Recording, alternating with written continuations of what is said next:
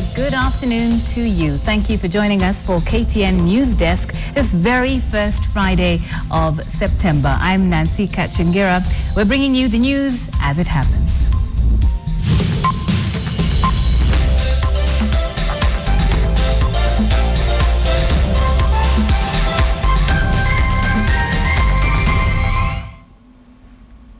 This is KTN Newsdesk. A family in Gitunguri is mourning the death of two of its members following a domestic squabble. An argument led to a 40-year-old man killing his own mother.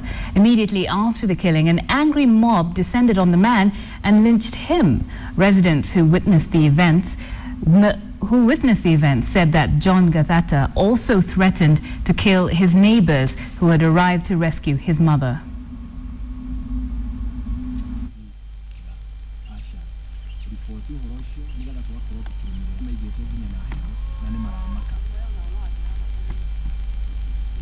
Nikakuta kijana wa huyo mama kama akimkatakata na panga. Venye tu niliona ni panga iko juu na iko na damu, nikaamua tu kupiga nduru. Nikapiga mayowe, majirani wakakuja. Venye walikuja wakatusaidia kushika hiyo mtu. Venye aliona tumekuja tukiwa wengi, alitukibisa mpaka kwetu. Akakuja huko jikoni akamwaga vitu akitutafuta tukiwa watatu atuwe. Na hatujui walibishana juu ya kitu gani. Na ni kama alikuwa na plani, sababu aligojea huyo sister yake aende, wakabaki wawili na mama yake, ndio sasa mabishano ikaingia, akamkibisa, akamfikia na kumkata kichwa. Very sad incident there.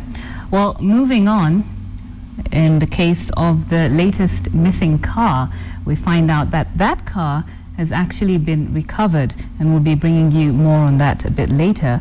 But for now, the National Land Commission has revealed that more than 300 acres of land has been grabbed at the Cherangani State Lodge. After a spot check, the Commission Chair, Mohammed Swazuri, said that the grabbed chunk of land was part of the 700 acres parcel that used to host the State Lodge. He says that highly placed government officials were responsible for the grabbing. Swazuri has said that his commission has already put up measures to reclaim all pieces of grabbed land in West Pokot and Trans-Nzoia counties.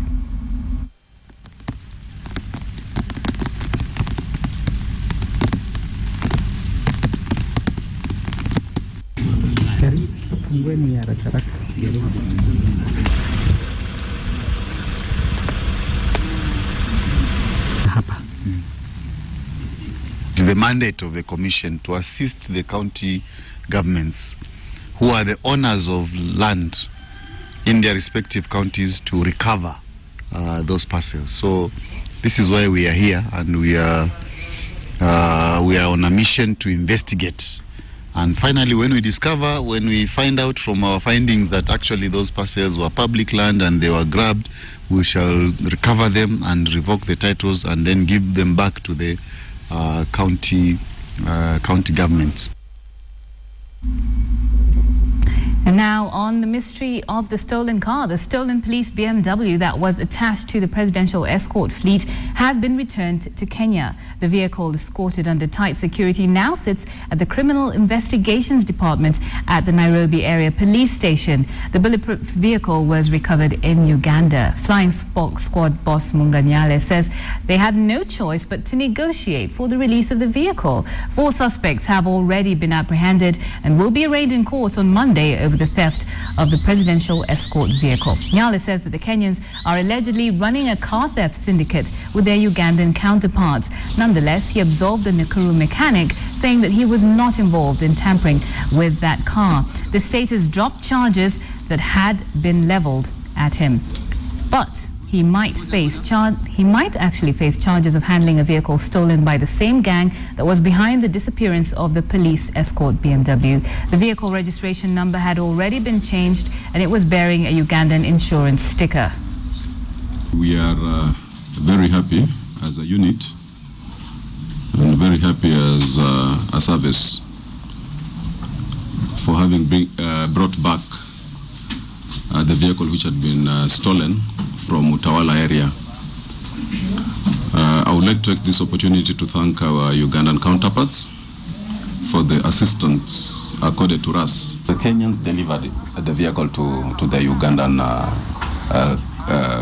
counterparts.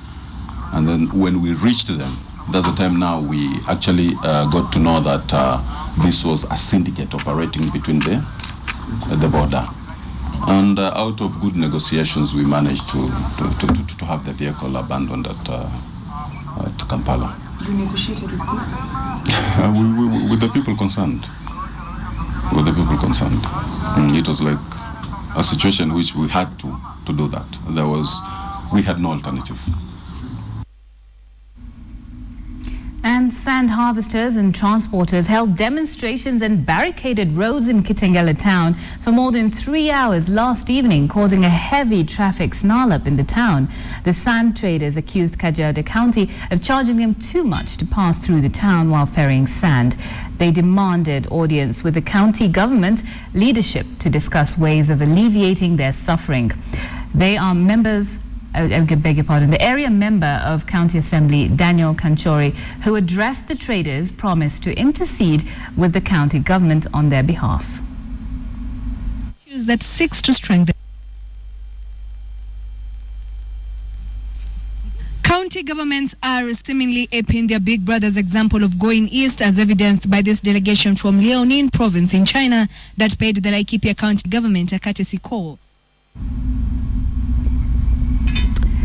And Baringo County became the 5th county to receive a mobile clinic under the Beyond Zero campaign, spearheaded by First Lady Margaret Kenyatta. The project aims to curb maternal and infant death and promote child health. Speaking during the handover of the clinic, Baringo Governor Benjamin Chiboy said that it would make it possible to serve the hard-to-reach areas of the county where most women still have their babies at home.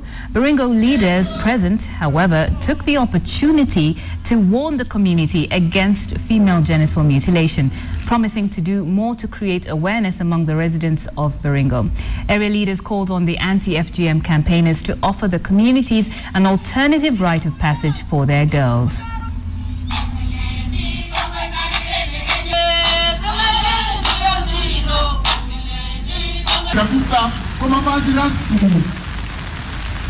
Culture is good, but there is a part of the culture that we must stop, and that is female genital mutilation. There must be another way of growing up into a womanhood. For example, God created menstruation as one way of identifying you're now a woman. Vile vile katika Beyond Zero, Your Excellency, jaribu kuhimiza ile naitwa alternative rite of passage, kuweza kufunza wasichana wetu namna ya kukaa kwa nyumba.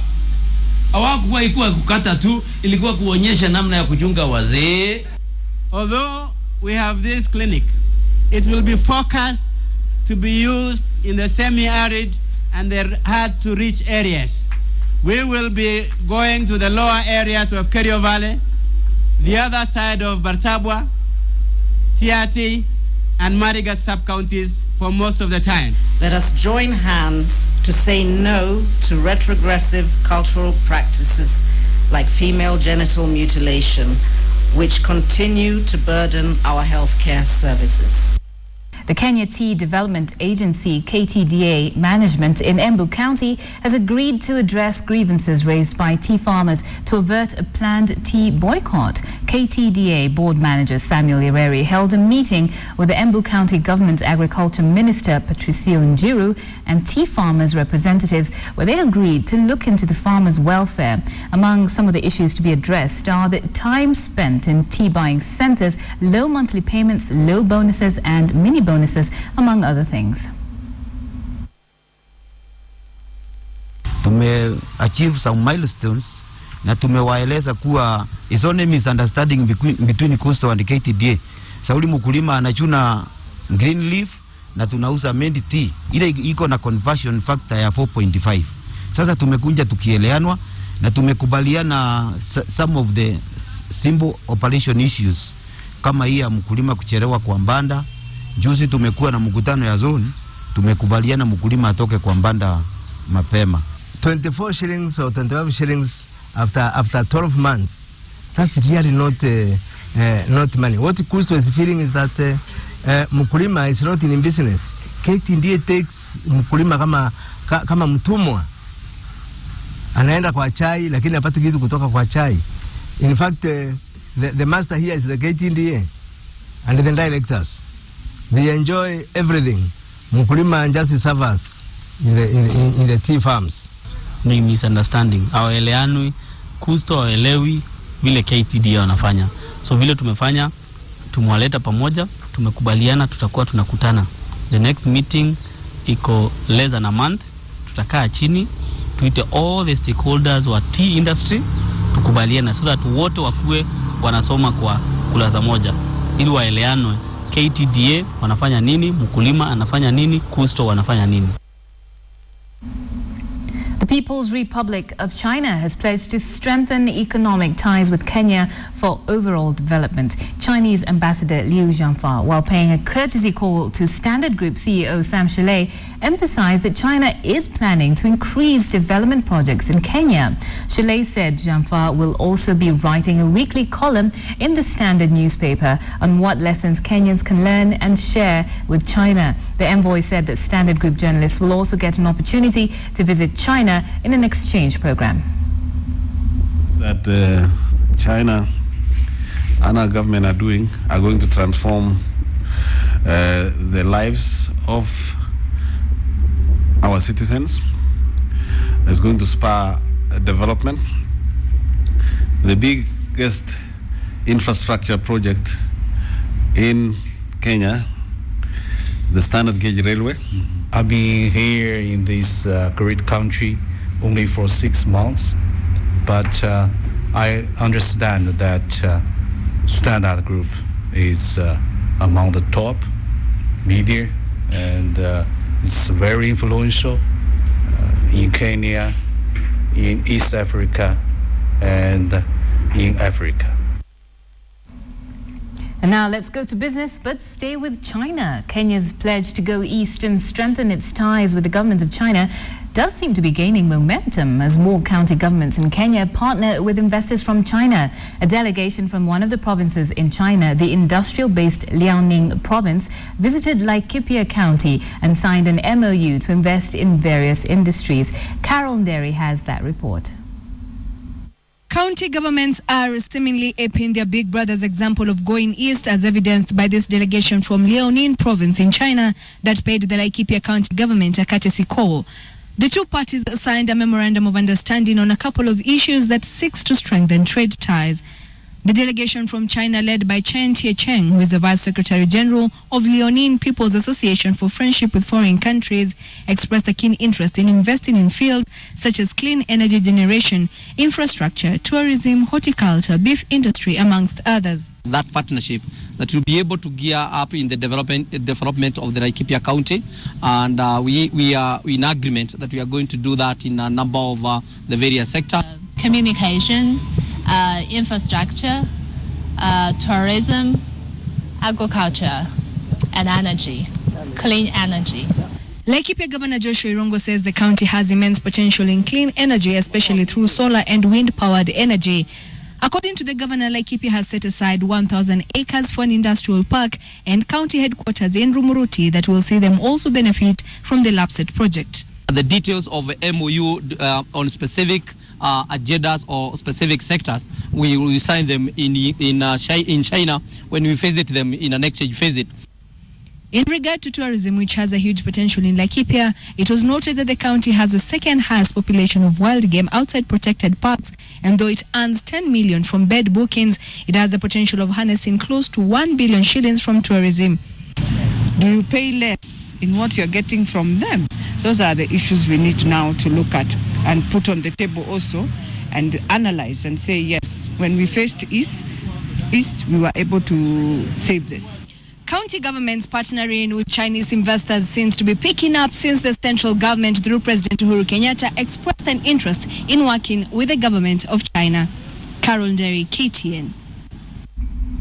Sony Sugar has received a multi-million shillings bailout from the Kenya Sugar Board to settle its debt to farmers. The sugar miller received 447 million shillings from the industry regulator as farmers continue to mount pressure over unsettled dues. Sony Sugar owes farmers 500 million shillings and is likely to seek a commercial loan to settle the arrears. So far, the Sugar Board has released 260 million shillings to the miller, with the remaining amount to be settled within a month. The sugar industry is facing a crisis with low prices as a result of cheap imports, which have nearly paralyzed activities of the factories as millers are left with huge volumes of stock.